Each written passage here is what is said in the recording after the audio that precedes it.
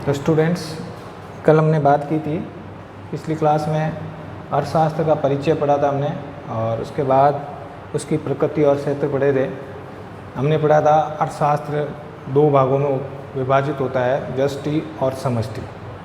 वापस हम उसका रिवीजन करते हैं कि व्यष्टि में व्यक्तिगत इकाइयों का अध्ययन किया जाता है, यानी व्यक्तिगत इकाइयों की आर्थिक समस्या का अध्ययन किया जाता है। एक व्यक्ति, एक परिवार, एक फर्म, उसके उत्पादन, इन सब का अध्ययन हम करेंगे तो व्यष्टि अर्थशास्त्र में करेंगे।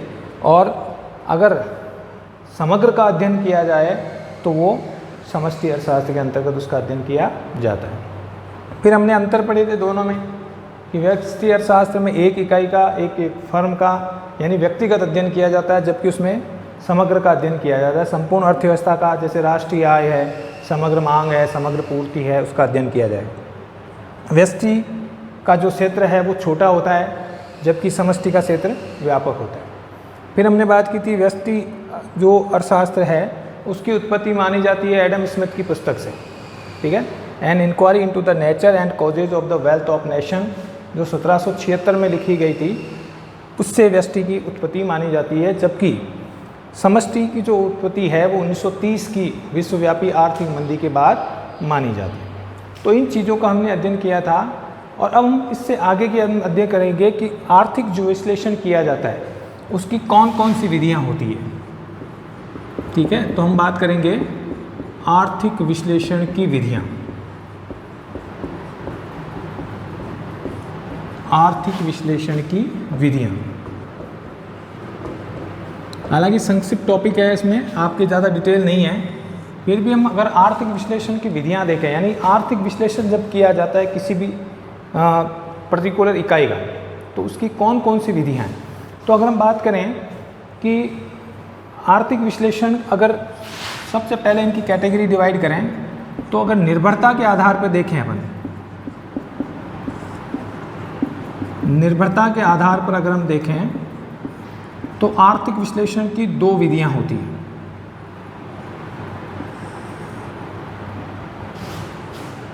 अगर निर्भरता के आधार पर देखा जाए तो आर्थिक विश्लेषण की दो विधियां होती है।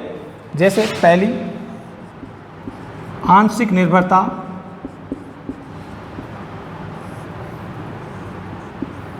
यानी निर्भरता के आधार पर अगर हम देखा जाए तो आर्थिक विश्लेषण की दो विधियां होती है। पहली आंशिक निर्भरता और दूसरी जो सामान्य निर्भरता, यानी सामान्य, ठीक है। आंशिक निर्भरता मतलब इसमें कुछ साधनों को स्थिर रखा जाता है और बाकी को क्या किया जाता है, उस पर एक साधन को स्थिर परिवर्तित और बाकी साधनों को स्थिर रखा जाता है। जबकि इसमें सामान्य में सभी साधनों को परिवर्तनशील माना जाता है, ठीक है। फिर हम बात करते हैं समय तत्व के आधार पर। हम देखें समय तत्व के आधार पर,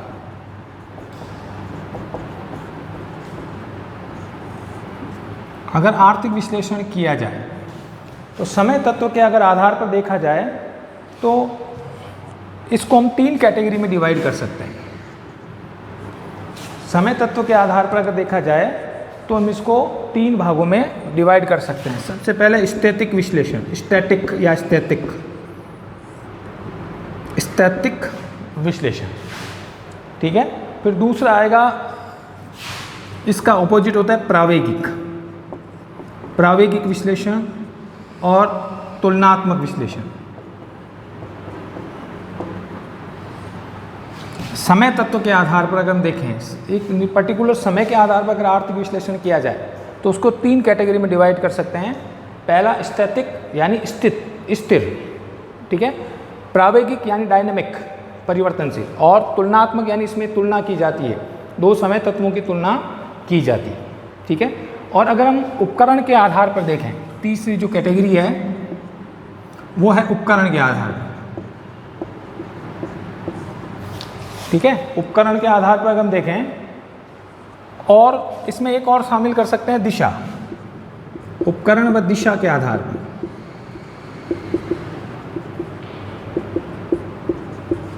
उपकरण व दिशा के आधार पर, उपकरण और दिशा के आधार पर अगर हम देखें तो हम इसको दो कैटेगरी में डिवाइड कर सकते हैं। एक आगमनात्मक विश्लेषण आगमनात्मक विश्लेषण और एक होता है निगमनात्मक विश्लेषण। आपके कोर्स में केवल नाम है, इनका डिटेल से विवरण नहीं है, ठीक है। फिर भी आपके लिए जानना जरूरी कि निर्भरता यानी जो आर्थिक कोई भी आर्थिक जो क्रिया है उसको कई तत्व प्रभावित करते हैं, ठीक है। तो अगर किसी सारे तत्वों को परिवर्तनशील मान करके किसी एक तत्व को स्थिर माने और बाकी को परिवर्तनशील माने, या अगर हम कहें कि किसी एक तत्व को परिवर्तनशील माने और सभी को स्थिर माने बाकी आर्थिक तत्वों, तो वो जो विश्लेषण होगा वो आंशिक है। सामान्य विश्लेषण में सभी परिवर्तनशील होते हैं। समय तत्व के आधार पर देखें स्टैटिक यानी स्थिर, स्टैटिक विश्लेषण, प्रावेगिक विश्लेषण यानी परिवर्तनशील, और तुलनात्मक में तुलना की जाती है 2 इकाइयों, ठीक है। और उपकरण और दिशा के आधार पर होता है आगमनात्मक और निगमनात्मक। आगमनात्मक में सामान्य से विशेष होता है, कोई भी आर्थिक घटना को सामान्य से विशेष का अध्ययन किया जाता है, और इसके ऑपोजिट निगमनात्मक में विशेष से सामान्य का अध्ययन किया जाता है, विशेष से सामान्य का अध्ययन किया, ठीक है भाई। तो आपके कोर्स में केवल ये है कि निर्भरता के आधार पर आर्थिक विश्लेषण कितने प्रकार का होगा, 2 प्रकार का, स्थैतिक और सामान्य, आंशिक और सामान्य। समय तत्व के आधार पर देखा जाए तो 3 कैटेगरी, स्थैतिक, प्रावेगिक और तुलनात्मक। और उपकरण और दिशा के आधार पर देखा जाए तो 2, आगमनात्मक और निगमनात्मक। आगमनात्मक में सामान्य से पहले विशेष तक पहुंचा जाता है, जबकि निगमनात्मक में विशेष से सामान्य, ठीक है। तो आपको केवल आपके कोर्स में इनके नाम हैं, आपको केवल इनके नाम याद रखने हैं, ठीक है भाई। नेक्स्ट,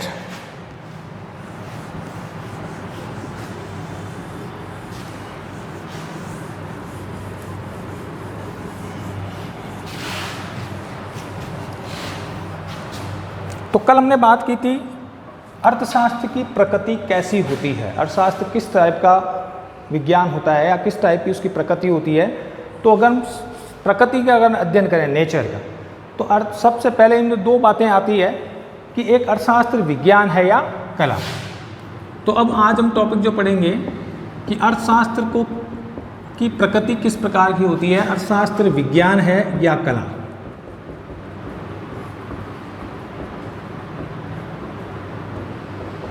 विज्ञान या कला।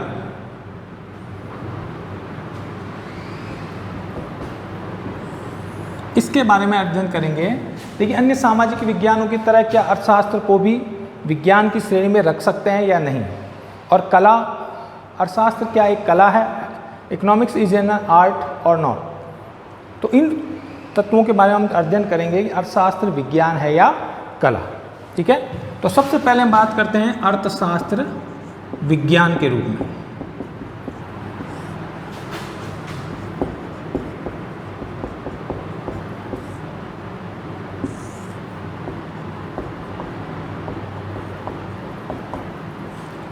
ये आपके चूंकि 11th के कोर्स में भी था, ठीक है।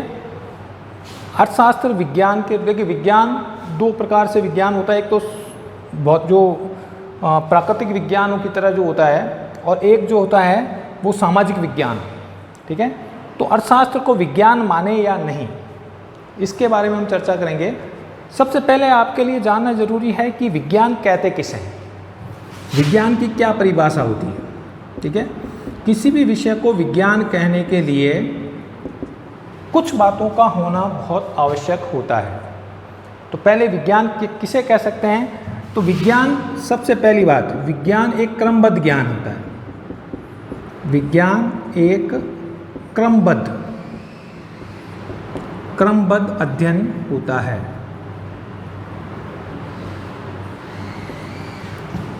ठीक है।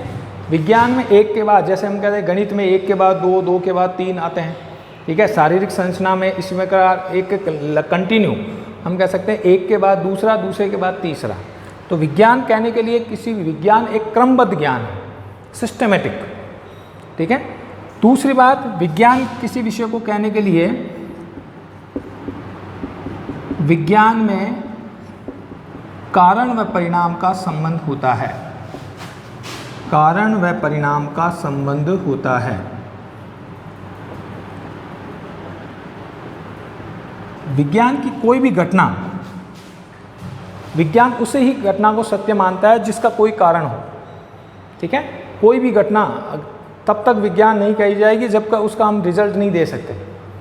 ठीक है, जैसे कहते हैं भगवान है कि नहीं है, विज्ञान इस चीज़ को मानने के लिए है कि अगर उसका कोई रीज़न है, हर घटना के पीछे कोई ना कोई कारण होता है। जैसे अगर किसी भी वस्तु को हम ऊपर से छोड़ें तो वो नीचे गिरेगी, क्या कारण है?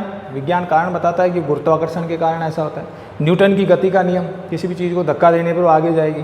ठीक है, तो हर घटना के पीछे विज्ञान उसका कारण बताता है, भाई ये रोग इस वजह से हुआ है, इस कारण से हुआ है।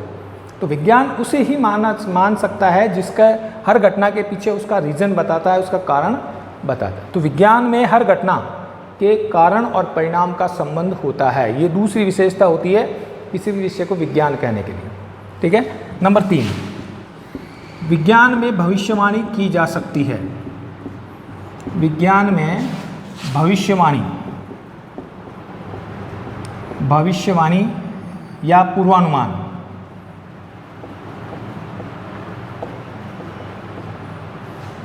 किया जा सकता है।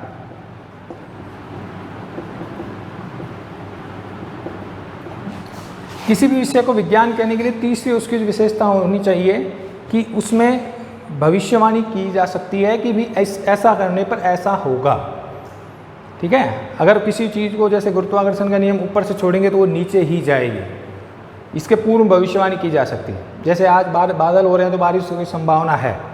ठीक है, इस विटामिन की कमी से ये रोग होगा, इसका मतलब हर चीज़ के लिए वो विज्ञान पूर्वानुमान लगा सकता है, प्रिडिक्ट कर सकता है, भविष्यवाणी की जा सकती है विज्ञान में कि ये इस वजह से होता है या इस चीज़ की कमी से ये होता है। ठीक है, तो विज्ञान में तीसरी विशेषता होनी चाहिए वो है कि किसी भी चीज़ का हम पूर्वानुमान लगा सकते हैं विज्ञान में। नंबर 4, विज्ञान में चौथी जो बात है कि विज्ञान किसी भी चीज़ को कहने के लिए विज्ञान के जो नियम होते हैं वो सार्वभौमिक होते हैं। विज्ञान के नियम सार्वभौमिक होते हैं, सार्वभौमिक होते हैं। सार्वभौमिक का मतलब यूनिवर्सल। विज्ञान के जो नियम हैं वो सभी स्थानों पर एक जैसे लागू होते हैं। इसका मतलब जैसे हम कहेंगे भाई भारत में इस चीज़ की कमी की वजह से, जैसे भारत में 1 और 1 2 होते हैं, ऐसा नहीं कि जापान में 2 1 और 1 3 होते हैं। विज्ञान के जितने भी नियम हैं वो पूरे समय काल और परिस्थिति के अनुसार उनमें कोई बदलाव नहीं होता है। उसके नियम सभी जगह समान रूप से लागू होते हैं, चाहे वो भारत में, अमेरिका, जापान या सभी देशों में एक जैसे नियम होते हैं। विज्ञान में हर नियम के जो है यूनिवर्सल रूप में हम कह सकते हैं सार्वभौमिक रूप से सत्य होते हैं। समय काल और परिस्थिति के अनुसार विज्ञान नहीं बदलता है कि भारत में वो नियम लागू हो गया, जापान में नहीं होगा, जापान में हो गया, अमेरिका में नहीं होगा, ऐसा नहीं है। विज्ञान के जो नियम हैं वो सभी स्थानों पर एक जैसे लागू। इसीलिए हम कहते हैं कि कोई बीमारी का अगर टीका एक जगह खोजा जाता है तो उसके फार्मूले को सभी स्थानों पर उपयोग में लिया जा सकता है। इसलिए वैज्ञानिक खोज एक जगह होती है, एक देश में होती है, लेकिन उसका उपयोग सभी लोग करते हैं क्योंकि वो नियम सबके लिए समान है, सब जगह एक जैसे लागू होते हैं। तो विज्ञान के नियम सार्वभौमिक होते हैं। तो विज्ञान की चौथी विशेषता होती है कि विज्ञान में सभी जो नियम हैं वो एक जैसे हो सकते हैं। तो विज्ञान, किसी भी विषय को विज्ञान के लिए कहने के लिए ये 4 बातों का होना आवश्यक है। ठीक है, हमने पढ़ा है जैसे प्राकृतिक विज्ञान में जो भूगोल है, या सॉरी आपके कह सकते हैं इसको, जैसे भौतिक शास्त्र है, फिजिक्स, भौतिक शास्त्र है, ठीक है, रसायन विज्ञान है, ये सभी प्राकृतिक विज्ञानों की श्रेणी में आते हैं। और ये इनको विज्ञान कहने का कारण क्या है? क्योंकि ये सारे नियम उसमें लागू होते हैं। इनमें सभी जो ज्ञान होता है वो क्रमबद्ध ज्ञान होता है। गणित को विज्ञान कहा जाता है क्योंकि क्रमबद्ध, 1 के बाद 2, 2 के बाद 3, 3 के बाद 4 आता है। ठीक है, इसी प्रकार विज्ञान के जो नियम है क्रमबद्ध होते हैं। विज्ञान इन सब में हर चीज़ का, फिजिक्स में कारण बताया जा सकता है कि इसकी वजह से ऐसा हुआ। केमिकल, रसायन विज्ञान में हम कारण बता सकते हैं कि इस केमिकल में ये केमिकल मिलाने से ऐसा होगा, विस्फोट होगा या ये जो है विष में बदल जाएगा। तो हर घटना को हम कह सकते हैं उसका रीज़न बता सकते हैं, ठीक है। और इन विषयों में जैसे भविष्यवाणी की जा सकती है, फिजिक्स में, केमिस्ट्री में, बायोलॉजी में, ठीक है, कि इस चीज़ की कमी से ये रोग होगा। बायोलॉजी में हम भविष्यवाणी कर सकते हैं, जीव विज्ञान में, ठीक है। तो ये सभी प्राकृतिक विज्ञान इनके नियम सभी में सार्वभौमिक होते हैं, सभी जगह एक फिजिक्स के, केमिस्ट्री के एक ही जगह से नियम लागू होते हैं, तो इनको हम शुद्ध विज्ञान कह सकते हैं। तो प्राकृतिक जो विज्ञान होते हैं वो शुद्ध विज्ञान है, क्योंकि इनमें सारे नियम, सारी विशेषताएं पाई जाती हैं। तो क्या हमारा विषय यानी जो अर्थशास्त्र है उसे विज्ञान की श्रेणी में रखा जाए या नहीं, ठीक है, इसके बारे में हम चर्चा करेंगे कि क्या अर्थशास्त्र एक विज्ञान है। तो अब हम बात करेंगे कि क्या अर्थशास्त्र एक विज्ञान है, ठीक है। तो सबसे पहली बात, क्या हमारे विषय अर्थशास्त्र में भी ये चारों विशेषताएं देखने को मिलती है या नहीं, ठीक है। तो सबसे पहली बात करते हैं कि विज्ञान एक क्रमबद्ध अध्ययन है, तो क्या अर्थशास्त्र का भी जो ज्ञान है वो क्रमबद्ध होता है या नहीं। तो ये विशेषता भी हम देखने को मिलती है कि हम अर्थशास्त्र भी एक क्रमबद्ध अध्ययन होता है, ठीक है। जैसे मांग का नियम लागू होने का क्या कारण है उसका बताया जा सकता है, ठीक है। मांग के कारण किसी वस्तु की पूर्ति से मांग प्रभावित होगी, मांग से बाजार की कीमतें प्रभावित होगी, ठीक है। कीमतों की वजह से जो हम कह सकते हैं महंगाई या अन्य चीज़ें प्रभावित होगी। तो क्रमबद्ध अध्ययन हो गया ना, ठीक है। तो मांग का नियम, पूर्ति के नियम, इनके भी जो नियम हैं वो हम कह सकते हैं एक जैसे या क्रमबद्ध होते हैं। आपको पहले मांग का अध्ययन करना पड़ेगा, फिर मांग के नियम का अध्ययन करना पड़ेगा, फिर मांग के नियम के लागू होने के कारण का अध्ययन करना पड़ेगा। तो ये विज्ञान की तरह अर्थशास्त्र में भी जो जितने भी नियम हैं वो सब सिस्टमेटिक होते हैं, क्रमबद्ध होते हैं, इसलिए अर्थशास्त्र को भी विज्ञान कह सकते हैं। अब बात आती है दूसरी कि विज्ञान में भी कारण व परिणाम का संबंध होता है, तो क्या अर्थशास्त्र में भी हर आर्थिक घटना के कारण और परिणाम का संबंध होता है या नहीं। तो कुछ विद्वान कहते हैं कि इस विज्ञान की तरह, प्राकृतिक विज्ञानों की तरह अर्थशास्त्र के भी जो नियम होते हैं उनमें कारण और परिणाम का संबंध होता है। हर आर्थिक घटना का कोई न कोई कारण जरूर होता है और वो उसका रीज़न बता सकता है। जैसे हम कह सकते हैं कि महंगाई बढ़ गई, कीमतें बढ़ गई, तो कीमतें बढ़ने का हालांकि कई कारण हो सकते हैं, लेकिन वो कारण बताया जा सकता है। जैसे क्या उत्पादन कम हुआ, बारिश कम हुई, ठीक है, या पेट्रोल डीजल की कीमतें बढ़ गई, या भी जैसे कह सकते हैं कि लॉकडाउन की वजह से एकदम उत्पादन नहीं हुआ तो हर वस्तु की कीमत बढ़ गई। तो हम रीज़न बता सकते हैं, हर घटना का, आर्थिक घटना का हम कारण बता सकते हैं, ठीक है।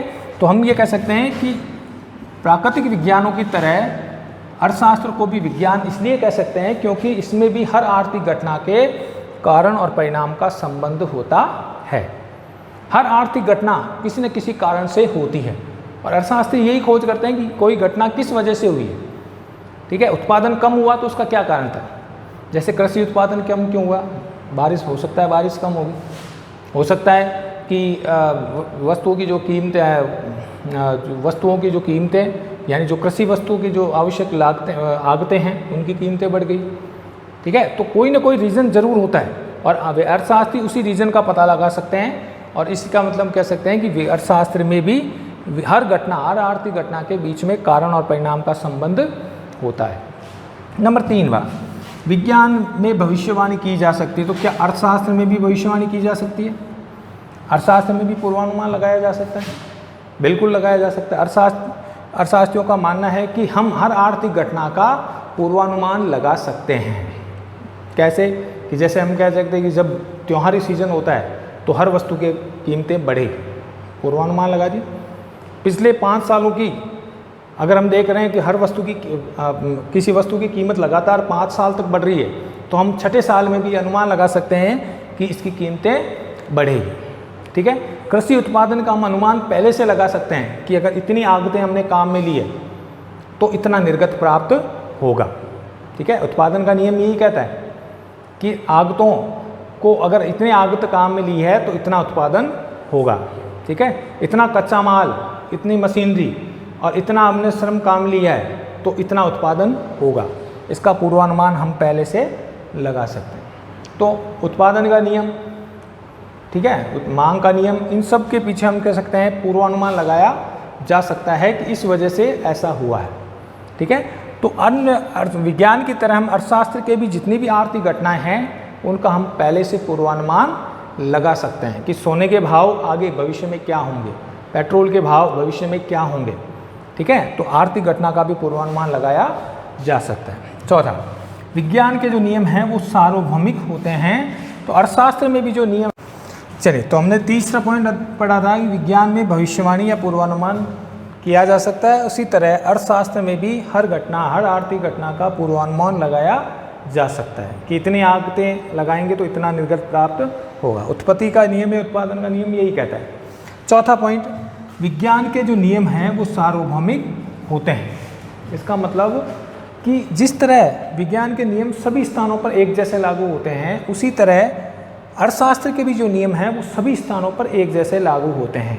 मांग का नियम है, पूर्ति का नियम है, ठीक है, उत्पादन का नियम है, तो ये सभी जगह एक जैसे लागू होते हैं, चाहे वो अमेरिका हो, भारत हो या अन्य किसी भी देश में। तो अर्थशास्त्र के भी जितने भी नियम हैं वो सभी स्थानों पर समान रूप से लागू होते हैं, उस पर देश, काल और परिस्थिति का कोई प्रभाव नहीं पड़ता। ठीक है भाई, तो इसका मतलब हो गया कि इसीलिए अर्थशास्त्री मानते हैं कि अर्थशास्त्र में भी ये चारों विशेषताएं देखने को मिलती है, इसीलिए अर्थशास्त्र भी एक विज्ञान है। कुछ विद्वान मानते हैं, कुछ अर्थशास्त्री मानते हैं कि अर्थशास्त्र एक विज्ञान है, क्योंकि उनमें विज्ञान की तरह अर्थशास्त्र में भी, अर्थशास्त्र के भी जो नियम होते हैं वो क्रमबद्ध होते हैं, एक के बाद सिस्टमेटिक होते हैं। अर्थशास्त्र विज्ञान की तरह अर्थशास्त्र के भी जो है हर आर्थिक घटना के कारण और परिणामों का अध्ययन किया जा सकता है कि कोई भी घटना, कोई भी आर्थिक घटना किस कारण से हुई है। मांग बढ़ी है तो क्यों बढ़ी है, पूर्ति बढ़ी है तो क्यों बढ़ी है, पूर्ति घटी है तो क्यों बढ़ी है, क्यों घटी है, उसका हर घटना का, हर आर्थिक घटना का हम अनुमान लगा सकते हैं। ठीक है, जैसे मुद्रा विनिमय का सिद्धांत है, अर्थशास्त्र में जितने भी सिद्धांत हैं उनको हम जो है उसका कारण बता सकते हैं कि ये इसलिए हुआ। ठीक है, तो उसी प्रकार तीसरे हम कह सकते हैं कि विज्ञान की तरह अर्थशास्त्र में भी भविष्यवाणी की जा सकती है। अर्थशास्त्र में भी पहले से पूर्वानुमान लगाया जा सकता है कि ऐसा होने पर ऐसा होगा। अगर कोई आर्थिक घटना होती है, कंटिन्यू हो रही है, तो हम ये कह सकते हैं कि अब और इससे आगे क्या घटना होगी। जैसे पेट्रोल के दाम बढ़ने पर हम अनुमान लगा सकते हैं कि महंगाई बढ़ेगी, क्योंकि पेट्रोल के दाम, कीमतें बढ़ने से सीधा क्या प्रभाव होगा, आवागमन महंगा हो जाएगा, माल एक जगह से दूसरे स्थान पर आने पर महंगी हो जाएगी, और अन्य आने से खाद्य वस्तुएं महंगी दर पर बिकेगी। ठीक है, तो एक घटना के होने से दूसरी घटना का हम पहले से पूर्वानुमान लगा सकते हैं कि ऐसा होगा। ठीक है, चौथा, विज्ञान की तरह अर्थशास्त्र के भी जो नियम होते हैं वो सार्वभौमिक होते हैं, सभी स्थानों पर एक समान लागू होते हैं। ठीक है, तो इन कारणों से हम कह सकते हैं कि अर्थशास्त्री कहते हैं कि विज्ञान अर्थशास्त्र भी एक विज्ञान की श्रेणी में आता है। ठीक है, तो ये हो गया क्या अर्थशास्त्र एक विज्ञान है या नहीं। अब इसकी कुछ आलोचना भी करते हैं, कुछ अर्थशास्त्री कहते हैं कि अर्थशास्त्र प्योर साइंस नहीं है, शुद्ध विज्ञान नहीं है, इसे हम विशुद्ध विज्ञान नहीं कह सकते। उसके बारे में हम बात करेंगे। फिर हम बात करते हैं कि अर्थशास्त्र एक कला है या नहीं।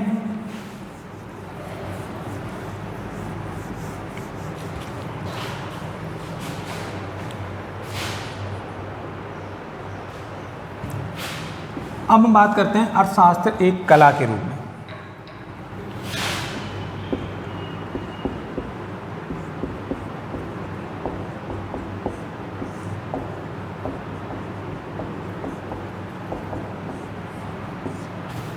कला जैसे आर्ट, ठीक है, कला, सबसे पहले आपके लिए जानना जरूरी है कि कला कहते किसको है, कला या आर्ट क्या होती है।